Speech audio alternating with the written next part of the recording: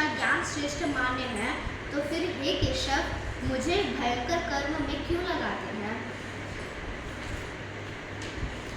व्यामिश्रेणेव वाक्येन बुद्धिं मोहयसीव मे, तदेकं वद निश्चित्यं येन श्रेयोऽहमाप्नुयाम्।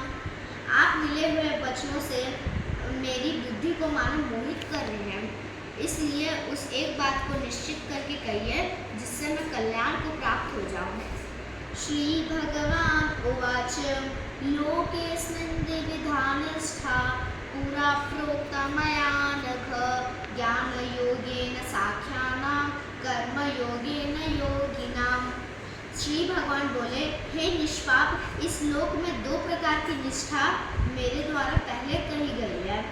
उनमें से सांख्य योगियों की निष्ठा तो ज्ञान योग से और योगियों निष्ठा कर्म योग से होती है।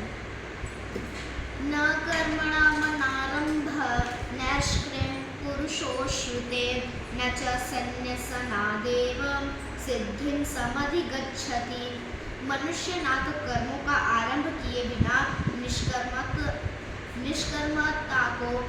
निष्कर्मता को यानी योग निष्ठा को प्राप्त होता है, और ना कर्मों के केवल त्याग मात्र सिद्धि यानी साध्य निष्ठा को ही प्राप्त होता है। नहीं कश्चित् क्षणमपि जागतिष्ठत्य कर्मकृत, कारते ह्यवशः कर्म सर्व प्रकृतिजैर्गुणे।